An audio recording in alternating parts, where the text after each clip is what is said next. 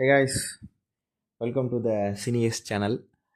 இன்றைக்கி நம்ம வந்து 2 படங்களை பார்க்குறதுக்கு முன்னாடி ஒரு பெரிய டாபிக் ஒன்று டிஸ்கஸ் பண்ணிடலான்னு இருக்கிறேன். அது என்ன டாபிக் அப்படின்னா, நீங்கள் சமீப காலமாக நீங்கள் வந்து நியூஸ் பார்த்துருக்கலாம், சோஷியல் மீடியா யூஸ் பண்ணியிருக்கலாம், எல்லா இடத்துலையும் கொஞ்சம் பரபரப்பாக பேசிகிட்டு இருக்கிறது வந்து பெண்களுக்கு எதிரான வந்து ஒரு பாலியல் சீண்டல்கள்லேருந்து அது அகென்ஸ்டாக வர நிறைய கேஸ். அதை பற்றி தான் நம்ம வந்து எக்கச்சக்கமாக நம்ம வந்து ரீசெண்டாக போயிட்டுருக்கு. ஸோ இது வந்து ஏன் இவ்வளோ கொந்தளிக்கிறது காரணம், இதுக்கு முன்னாடி எக்கச்சக்க கேஸ் வந்து நம்ம கண் முன்னாடி வந்து மக்கள் எல்லாம் பொறுமை இழந்ததுக்கு அப்புறமா இந்த மாதிரி ஒரு கொதிப்பு நிலை வந்திருக்குன்னு தான் நான் நினைக்கிறேன். அண்ட் அதுக்குள்ளே இருக்க அரசியல் பாலிட்டிக்ஸ் வந்து நம்ம இப்போதைக்கு அதில் வந்து அவ்வளோ டீப்பாக நம்ம போக வேண்டாம். ஸோ நான் வந்து இந்த இதில் வந்து என்ன டாபிக் வந்து ஃபஸ்ட்டு அந்த 2 படங்களை சஜஸ்ட் பண்ணுறதுக்கு முன்னாடி என்ன அவங்கள்ட்ட பேச போகிறோம் அப்படின்னா, எந்த டாபிக் பற்றி பேச போகிறோன்னா, இந்த பெண்களை வந்து கற்பழிக்கிறாங்க, பாலியல் ரீதியாக துன்புறுத்துகிறாங்க இல்லையா, ஆண்கள், மெயினாக ஆண்கள் தான். அந்த ஆண்கள் வந்து யார், இவங்க எங்கேருந்து உருவாகிறாங்க, இவங்களெல்லாம் இந்த மாதிரி தப்பு பண்ணுற எல்லாரையும் என்ன செய்யணும், இதுக்கு ஒரு நிரந்தர தீர்வு என்ன, அண்ட் கடைசியாக நான் சொல்லக்கூடிய அந்த 2 படங்கள் மூலியமாக என்ன நடக்கும், அண்ட் அந்த 2 படங்கள் என்னென்னு நான் சொல்கிறேன். சரி, ஃபஸ்ட்டு ஒரு கேள்விக்கு போயிடும். இந்த பெண்கள் அண்ட் சின்ன பெண் குழந்தைகள் மேலே சீன்றாங்க இல்லையா ஆண்கள், யார் அவனுங்க, எங்கேருந்து உருவாகிறாங்கன்னு பார்ப்போம். அவன் எங்கேருந்துமே உருவாகலை. அவன் எல்லாரையும் மாதிரியுமே உங்களை மாதிரி என்னைய மாதிரி ஒரு நார்மலாக ஜெனட்டிக்கலாக எப்படி பிறக்கிறோமோ அதே மாதிரி தான் அவனும் பிறக்கிறான். ஸோ அதனால் அதில் எந்த விதமான டிஃப்ரென்ஸும் கிடையவே கிடையாது. எல்லாருமே ஒன்று தான். ஓகே, அப்போ ஏன் அவனுக்கு அப்படிப்பட்ட சிந்தனைகள் வருது? இங்கே தான் பிரச்சனையே. இது வந்து ஒரு சொசைட்டியெல்லாம் வந்து ஆல் ஓவர் இந்தியாவே இந்த பிரச்சனை இருக்க தான் செய்யுது. ஸோ இப்போ இந்த பெண் இவனுக்கு ஏன் இந்த மாதிரி சிந்தனைகள் வருதுன்னா, அவன் வந்து யாரால் வளர்க்கப்படுறான், அவனுக்கு என்ன சொல்லி வளர்க்கப்படுது, அண்ட் அவன் எந்த சூழ்நிலையில் வளர்றான், அவனுக்கு எது சரி எது தப்புன்னு நம்ம சொல்லி கொடுக்குறோமா இல்லையா, அதிலிருந்து அவனுக்கு வந்து இந்த மாதிரி சிந்தனைகள் வருது. இப்போ நம்ம வந்து சொல்லணும் இது சரி இது தப்புன்னு தெரிஞ்சால் தான் அவன் வந்து இதெல்லாம் பண்ண மாட்டான். இது வந்து நம்ம யார் எப்போ எங்கே சொல்லி கொடுக்குறோங்கிறது தான் மிஸ்ஸே ஆகிறோன்னு நான் நினைக்கிறேன். ஸோ மெயினாக வந்து அவனுக்கு வந்து ப்ராப்பரான எஜுகேஷன் இல்லை. அதனால் இவனுக்கு இந்த மாதிரி தவறுதலான சிந்தனைகள்லாம் வருது. 2வது, குற்றம் செஞ்சுட்டு நீங்கள் ஒரு வாட்டி உள்ளே போயிட்டு வெளியே வந்ததுக்கப்புறம் இவ்வளோதானான்னு தெரிஞ்சதுக்கப்புறம் அவன் மீண்டும் மீண்டும் வந்து அந்த ஒரு தவறை செய்கிறானோ அப்படிங்கிற மாதிரி எனக்கு தோணுது. ஓகே, இப்படி 3வது வந்து இந்த மாதிரி பெண்களை துன்புறுத்துகிறவங்கள வந்து நாம் என்ன செய்யணும்,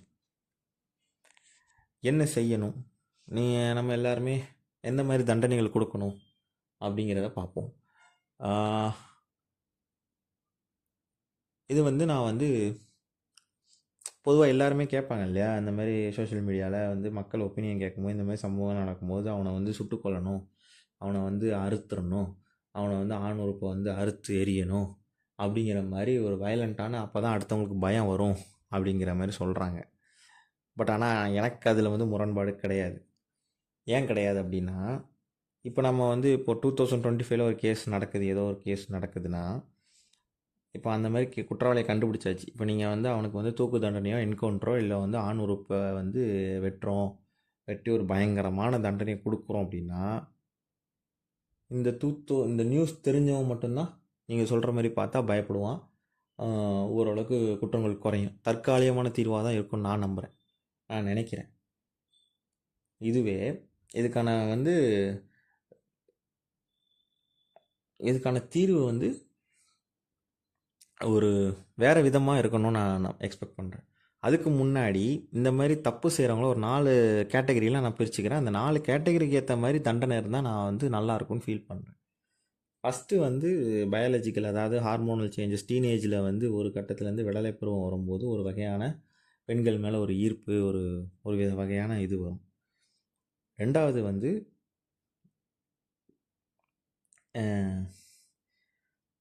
சந்தர்ப்பம் மற்றும் எப்படி சொல்கிறது, சாரி, ரெண்டாவது வந்து அதான் ஃபஸ்ட்டு ஆல்ரெடி சொல்லிட்டேன். ரெண்டாவது வந்து எப்படின்னா, இவங்க வந்து இந்த மென்டலாகவே கொஞ்சம் அன்ஸ்டேபிளாக இருப்பாங்க இல்லையா, நோய், மன ரீதியாக பாதிக்கப்பட்ட நோய், சைக்காலஜி அஃபெக்ட் ஆகிருப்பாங்க. அவங்க அவங்க இந்த மாதிரி க்ரைம் பண்ணால் அவங்களுக்கு என்ன மாதிரி தண்டனை. அண்ட் தேர்டு வந்து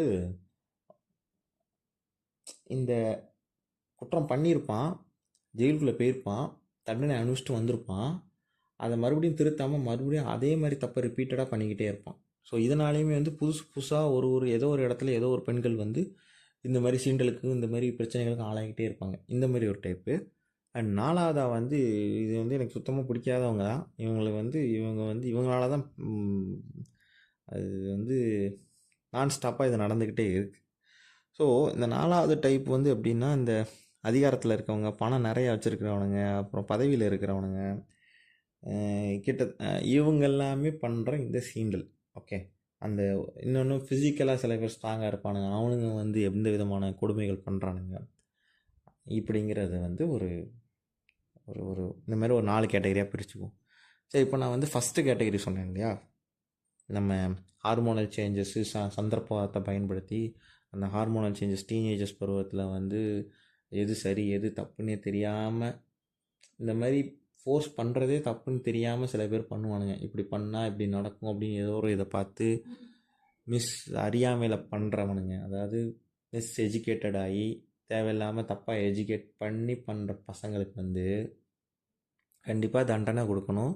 மிகப்பெரிய லெவலில் சின்னதாக தண்டனை கொடுத்து, கண்டிப்பாக கவுன்சிலிங் கொடுத்து, கண்டிப்பாக அவனுக்கு ஒரு எஜுகேஷன் கொடுத்து, அவனை மறுபடியும் இந்த சொசைட்டியில் அவனை வாழ விடணும். அப்படிங்கிறதான் என்னோட ஒரு தனிப்பட்ட கருத்து. அதுக்கு அடுத்தபடியாக வந்து எப்படி சொல்கிறது, அந்த மனநிலை, அந்த சைக்காலஜி அஃபெக்ட் ஆனாங்க இல்லையா, அவன் வந்து அவனை வந்து நம்ம ஒன்றுமே பண்ண முடியாது. அவனை வந்து கண்டிப்பாக ஏதாவது ஒரு ஹீலிங் சென்டரில் வச்சு கவுன்சிலிங் கொடுத்து, அவனை வந்து ப்ராப்பராக நம்ம வந்து மருந்து மாத்திரை எல்லாம் கொடுத்து, அவனை வந்து ஃபிட்டாக செக் பண்ணதுக்கப்புறம் கண்டிப்பாக அவன் சொசைட்டியில் வந்து மேற்கொண்டு இவன் வெளியில் வந்தால், ஹாஸ்பிட்டல்லேருந்து வெளியில் வந்து சொசைட்டியில் பழகுனா அப்படின்னா இவனால் எந்த விதமான பாதிப்பு கிடையாது அப்படின்னு மெடிக்கலி அவன் ஃபிட் ஆனதுக்கப்புறம் அவனை அனுப்புறதில், ரிலீஸ் பண்ணுறதில் தப்பில்லை. அண்ட் மூணாவதும் நாலாவதும் வந்து எப்படின்னா, மூணாவது வந்து நான் மறுபடியும் ரிமைண்ட் பண்ணுறேன், இந்த தப்பை பண்ணி பண்ணி பழகினவன் அவன். நாலாவது வந்து இந்த அதிகாரம், பணம், பதவி, ஆள்பலம், உடல் வலிமை இவங்கெல்லாம் வச்சுருக்கவனுங்க தப்பு பண்ணுறானுங்க இல்லையா, இவனுங்க எல்லாத்துக்குமே அகெயின் நான் சொல்கிறேன், இவனுங்களை வந்து நம்ம வந்து ஒரு ஒரு ஒரு வன்முறை ரீதியான ஒரு தண்டனை கொடுக்கணும். என்கவுண்டரோ, இல்லை வந்து அவனோட ஆணுறுப்பை வெட்டுறதோ, இல்லை அவனை வந்து எப்படி சொல்கிறது, கொடூரமாக கொலை செஞ்சு வயலண்ட்டாக பனிஷ் பண்ணி அவனை வெளியே அனுப்பணும்னு வைங்களேன், மேலும் அவன் வன்மத்தோடு தான் வருவான். அவன் இறந்தாலும் அவன் வீட்டாட்கள் வந்து மீண்டும் வன்மத்தோடு தான் இருப்பானுங்க. அவனுங்க வந்து அந்த கம்ப்ளைண்ட் பண்ண சார்ஜ் பண்ண பொண்ணுங்களை ஏதோ ஒரு வகையில் சித்திரவதை பண்ணுறதுக்கான வாய்ப்புகளும் இருக்குது, இல்லை கொடுமை பண்ணுறதுக்கான வாய்ப்புகள் இருக்குது. ஸோ என்னோடய சஜஷன் என்னென்னா, இவங்க வந்து இதெல்லாம் தப்பு பண்ணவனுக்கு ஒரு 4-5 தடவை இது பண்ணியாச்சு, மேலும் மேலும் திருந்தலை, தப்பு பண்ணுறான். இவனுங்க எல்லாரும் இது பண்ணுறானுங்க, அதிகாரம், பணம், பதவி இதெல்லாமே வச்சுட்டு இவனுங்க தப்பு பண்ணுறானுங்க. ஸோ இப்படி தப்பு பண்ணுறவனுங்க எல்லாமே லைஃப் டைம் ப்ரிசன், அதாவது வாழ்நாள் முழுக்க ஆயுள் தண்டனை கொடுத்து வெயிலே கிடைக்காத மாதிரி இவனுங்க லைஃப் டைம் வந்து ஜெயிலில் இருக்கிறது தான் நம்ம இவனுக்கு கொடுக்குற தண்டனை. உன்னைய வந்து சொசைட்டிக்குள்ளே விட்டாலே நீ வந்து இந்த மாதிரி பிரச்சனை தான் பண்ணுற, உன்னால் கேர்ள்ஸுக்கும் இந்த சொசைட்டிக்கும் எங்களுக்கு ஆபத்து, அதனால் நீ தனியாக சிறையிலே கடன் சொல்லி அவனை தனியாக ஒதுக்கி சிறையிலேயே போட்டுறணும். அவனுக்கு மன்னிப்புங்கிறது வந்து 1 தடவை 2 தடவை 3 தடவை நம்ம கொடுக்கலாம். ஓயாமல் இந்த மாதிரி தப்பு திருந்தாமல் அவனோட இன்ஃப்ளூயன்ஸை வச்சு, இல்லை அவனோட அறியாமையை வச்சு திரும்ப திரும்ப திரும்ப திரும்ப திரும்ப திரும்ப திரும்ப இதை பண்ணால் உனக்கு இதுதான் தண்டனை. நீ வந்து அங்கேயே இரு, ஸோ தட் நீ உன் வேலையை பாரு, நாங்கள் சொசைட்டியாக நாங்கள் நாகரிகத்தோடு இங்கே நடந்துக்கிறோம், நாங்கள் வந்து தனியாக வாழ்ந்துக்கிறோம், எங்கள் பொழப்பை நாங்கள் பார்த்துக்கிறோம் அப்படிங்கிறத வந்து நம்ம வந்து அந்த மாதிரி ஒரு தண்டனையை கொடுத்து அவனை இது பண்ணிடணும். ஓகே, இப்போது நான் இதுக்கு முன்னாடி சொன்னால இதுக்கு தீர்வு தான் என்ன, இதுக்கு ஒரு தீர்வு தான் என்னன்னு கேட்டேன் இல்லையா. தீர்வு வந்து முன்னாடியே சொன்ன மாதிரி இப்போ நம்ம வன்முறையான ஒரு தண்டனை கொடுக்குறோம் அப்படின்னா அது இந்த ஜென்ரேஷனுக்கு மட்டும்தான் தெரியும். நம்மளோட அடுத்த ஜென்ரேஷன் ஒரு 10 வருஷம் 20 வருஷம் கழித்து மேலே ஒரு யங்ஸ்டராக வரும்போது அவன் இந்த சொசைட்டியில் வாழும்போது இது வந்து நடந்துக்கிட்டே தான் இருக்கும். ஸோ பாப்புலேஷன் கூட கூட கூட இந்த ஒரு டைப் ஆஃப் க்ரைம் வந்து நடந்துக்கிட்டே தான் இருக்கும். ஸோ இதை பெர்மனெண்ட்டாக முடிக்கணும் அப்படின்னா ஒன்றே ஒன்று தான், எஜுகேஷன் மூலயமா தான். அவனோட அறிவை வந்து வளர்க்கணும். அவனோட அறியாமையை போக்கி அவனுக்கு இதுக்கான ஒரு தனி அறிவை கொடுக்கணும்னு நான் நம்புகிறேன்.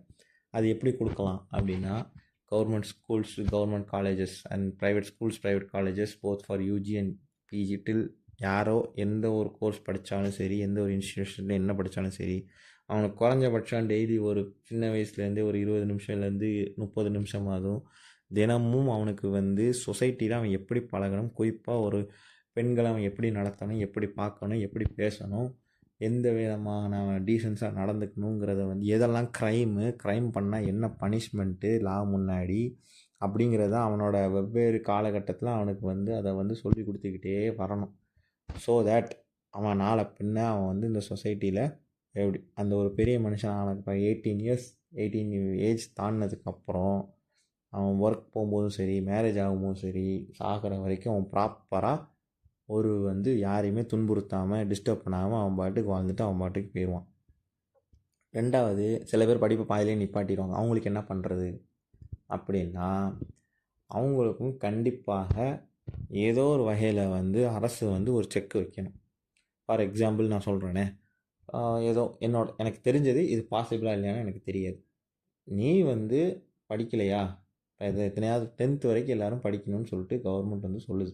ஓகே, அப்போது இவன் அதுக்கப்புறம் வந்து குடும்ப சூழ்நிலை காரணமாக படிக்கலை வைக்கலன்னு வைங்களேன். 11th வேலைக்கு போகும்போது இவன் வந்து ஃபார் எக்ஸாம்பிள் அந்த பையனோட பேரை வந்து ஏதோ ஒரு ஆதார் கார்டோ ஒரு ஒரு ஒரு வகையான ஒரு ஒரு ஒரு ஒரு ஒரு ஒரு ரேஷன் கார்டோ ஒரு லைசன்ஸோ ஏதோ ஒரு கவர்மெண்ட் சம்மந்தமாக எந்த ப்ரூஃப் எடுத்தாலும் ஒரு சிம்பிளாக ஏதோ ஒரு செக் மாதிரி வைக்கணும். நீ இந்த டெஸ்ட்டை பாஸ் பண்ணியிருக்கியா அப்படிங்கிறத வந்து நம்ம அந்த டெஸ்ட்டில் என்ன இருக்கணும் அப்படின்னா, பெண் பிள்ளைகளையும் சொசைட்டியில் நம்ம வெளியில் வந்து எதெல்லாம் நடத்தணும், எப்படி நடத்தணும், இந்த தப்பு பண்ணால் இந்த க்ரைமு அப்படின்னு சொல்லிட்டு அவனுக்கு எல்லாமே தெரிஞ்சிருக்குன்னா அதை அவன் ப்ராப்பராக ஒரு எக்ஸாமினேஷன் மாதிரி வச்சு தமிழ்லேயே வச்சு அவனை வந்து அதை பாஸ் பண்ணதுக்கப்புறம் இந்த மாதிரி அவனுக்கு ப்ராப்பரான டாக்குமெண்ட்ஸ் எல்லாம் கொடுக்கணும். ஓகே, இது வந்து கொடுத்தோம் அப்படின்னா இப்போ எல்லாருக்குமே ஒரு வகையான டாக்குமெண்ட் இருக்கும். எல்லாருக்குமே அப்போ இந்த ஒரு அவேர்னஸ் போய் சேர்ந்துருச்சான். அது போக இவன் வந்து இதை மட்டும் இல்லாமல் கவர்மெண்ட்டும் அவன் சைட்லேருந்து டிவியில் உள்ள எல்லா சேனல்ஸு, தேட்டர்ஸு, மக்கள் எங்கெல்லாம் ஒன்று கூடுறாங்க, அதிகமாக கன்சியூம் பண்ணுற எல்லா ஃபார்மேட்லேயும் அப்பப்போ அவங்க வந்து இந்த மாதிரி ஒரு விஷயங்களை வந்து பொதுமக்களுக்கு அறிவுறுத்திக்கிட்டே இருக்கணும். எல்லாமே இதுதான், இப்படி தான் நடத்தணும், இப்படி தான் நடந்துக்கணும், இதை மீறினா இந்த மாதிரி தண்டனைகள் வருங்கிறத வந்து சொல்லிக்கிட்டே இருக்கணும். அப்படி சொன்னால் மட்டும்தான் நம்மளுக்கு ஜென்ரேஷனும் சரி, அடுத்து வர காலகட்டத்தில் எல்லாருமே இது எல்லாமே ஃபாலோ பண்ணுவாங்க. இது வந்து நான் சொல்கிறது வந்து படிக்காதவனுக்கு இது ஒரு செக். இப்போ படித்தவன், ஆல்ரெடி படித்தவன், அவங்க எல்லாருக்கும் தான் நான் அதுக்கு அடுத்த சொன்ன அந்த ஒரு இது வரும். நீங்கள் எல்லாருமே இந்த மாதிரி விழிப்புணர்வு தான் ஏற்படுத்திக்கிட்டே இருக்கணும். அவங்களுக்குமே எந்தெந்த பாசிபிலிட்டி, எந்தெந்த செக் வச்சு, இந்த ஒரு வேலிடேஷன் வச்சு அவங்களுக்கு வந்து அந்த ஒரு அறிவை வந்து போதிச்சிட்டோம் அப்படின்னா, படித்தவன், படிக்காதவன், பணக்காரன், ஏழை, எல்லாருமே ஓரளவுக்கு இந்த ஒரு நாலேஜை கெயின் பண்ணிடுவாங்க. அறியாமையிலேருந்து வெளியே வந்து ஓரளவுக்கு ஆக்கப்பூர்வமாக செயல்படுவாங்க. ஸோ இதுதான் எனக்கு தெரிஞ்சு ஓரளவுக்கு ஒரு ஒரு எனக்கு தெரிஞ்ச ஒரு சொல்யூஷன். ஒரு பெர்மனண்ட்டாக நம்ம வந்து இந்த மாதிரி கேஸை வந்து நம்ம வந்து அவாய்ட் பண்ணிடலாம். இந்த மாதிரி பெண்களுக்கு மேலே வந்து நடக்கிற தப்புகளையும் குற்றங்களையும் வந்து கம்ப்ளீட்டாக நம்ம வந்து ஸ்டாப் பண்ணுறதுக்கு இது ஒன்று தான் எனக்கு தெரிஞ்ச ஒரு பெஸ்ட்டு வழியாக எனக்கு தெரியுது. ஸோ உங்களுக்கு வேறு ஏதாவது வழி தெரிஞ்சால் நீங்கள் வந்து என் கூட கமெண்ட்ஸில் ஷேர் பண்ணுங்கள். நானும் என்னோடய மைண்டை வேறு ஏதாவது வழியில் அதை ஓப்பன் பண்ணால் அது எனக்கு யூஸ்ஃபுல்லாக இருக்கும்னு நான் நினைக்கிறேன். அண்ட் லாஸ்ட், நம்ம சேனலுக்கும் இந்த டாப்பிக்கும் என்ன சம்மந்தம் அப்படிங்கிறதுனால நான் ஒரு 2 படம் உங்களுக்கு சஜஸ்ட் பண்ணுறேன். ஸோ இந்த 2 படங்களில் வந்து என்னென்னா, சேம் தான், ஒரு பெண் குழந்தைக்கு ஒரு சம்பவம் நடக்குது.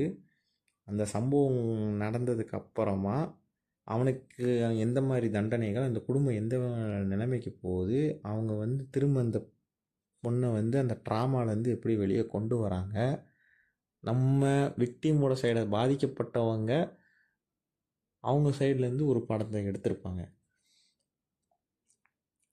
சும்மா நம்ம வந்து பழி வாங்குறதுனாலையோ வன்முறையை வந்து இது பண்ணுறதுனாலையோ என்ன பயன், அதை தவிர்த்து நம்ம என்ன பண்ணலாம் அப்படிங்கிறத வந்து ஒரு மாதிரி எனக்கு ப்ராப்பராக இதை வந்து ஒரு உங்களுக்கு வந்து இது பண்ண தெரியல. பட் ஸ்டில் நீங்கள் வந்து அதை கண்டிப்பாக இந்த 2 படத்தை பார்த்தே ஆகணும். ஃபஸ்ட்டு வந்து என்னை ரொம்ப பாதித்த படம் வந்து ஹோப். அது ஒரு கொரியன் படம். ஃபஸ்ட் கிளாஸான படம். நீங்கள் வந்து அதை வந்து எப்படி நம்ம சொல்கிறது, அது ஒரு பொண்ணு பாதிக்கப்பட்டுருச்சு, அது பயங்கரமான ஒரு நிலைமைக்கு போயிடுச்சு. அது எப்படி மறுபடியும் பழைய நிலைமைக்கு ஃபேமிலியில் வந்து ஈச் அண்ட் எவ்ரி ஒன் எப்படி கான்ட்ரிபியூட் பண்ணி அந்த பொண்ணை வந்து அந்த ஒரு நிலைமைக்கு எடுத்துகிட்டு ஃபேமிலி ஃப்ரெண்ட்ஸு சொந்தக்காரங்க எல்லோரும் சேர்ந்து அந்த பொண்ணை எப்படி மறுபடியும் பழைய லெவலுக்கு கொண்டு வராங்க. அண்டு பழி வாங்கினா என்ன நடக்கும், கோவப்படுறதுனால என்ன நடக்கும் அப்படிங்கிறதையும் அவங்க வந்து ஒரு ஒரு கட்டத்தில் ஒரு சின்ன பாயிண்டில் எக்ஸ்பிளைன் பண்ணியிருப்பாங்க. அதை விட எது முக்கியம், பழி வாங்குறத விட இன்னொரு போர்ஷன் எது முக்கியம் அப்படிங்கிறத ரொம்ப ஃபோக்கஸ் பண்ணி எடுத்திருப்பாங்க. சேம் வித் 2வது படம் வந்து நீங்கள் எல்லோரும் தமிழில் பார்த்தா சித்தாங்கிற படம் தான். சித்தாங்கிற படத்தில் வந்து கடைசியாக தான் அதை பேசியிருப்பாங்க. அந்த பொண்ணு நம்ம வந்து அவசியம் பாதிக்கப்பட்டவங்களுக்கு நம்ம எப்படி சப்போர்ட்டாக இருக்கணுங்கிறத வந்து அவங்க பேசியிருப்பாங்க. மற்றது ஃபுல்லாமே அந்த தப்பு நடந்தது, தப்பை கண்டுபிடிக்கிறது, யார் குற்றவாளி, எப்படி கண்டுபிடிச்சாங்க, என்ன ஏது அப்படிங்கிறத வந்து அந்த படம் பேசியிருக்கும். ஆனால் ஹோப் நான் ஏன் இடத்துல வச்சேன் அப்படின்னா, சித்தாவோட எண்டில் ஒரு போர்ஷன், ஒரு 1/4 மணி நேரம் 20 நிமிஷம் ஒரு போர்ஷன் இல்லை, அதோட எக்ஸ்டென்ஷன் தான் ஹோப் படம். ஸோ அதனால் நீங்கள் வந்து 2 படத்தையுமே பாருங்கள். 2மே ஒரு பயங்கரமான படம். சித்தாவும் பாருங்கள், ஹோப்பும் பாருங்கள். ஸோ எனக்கு தெரிஞ்சு நீங்கள் சித்தா ஃபஸ்ட்டு பார்த்துட்டு அடுத்து ஹோப் பார்த்தீங்கன்னா உங்களுக்கு இன்னும் கொஞ்சம் ஒரு கம்ப்ளீட்டாக பார்த்த மாதிரி இருக்கும்.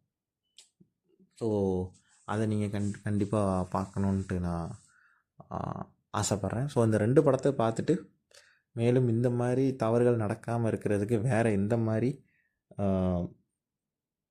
சொல்யூஷன்ஸ் கொடுக்கலாம், அண்ட் இந்த மாதிரி அவேர்னஸ் படங்கள் நிறைய இருக்கும் இல்லையா, நீங்கள் பார்த்த மாதிரி இதன் ரிலேட்டடாக ஒரு நல்ல ஒரு படம் ஏதாவது இருந்தாலும் நீங்கள் கமெண்ட் செக்ஷனில் பதிவு பண்ணுங்கள். நான் அந்த படத்தை பார்த்துட்டு எல்லாருக்கும் அதை பற்றி மறுபடியும் எடுத்து பேசுகிறேன்.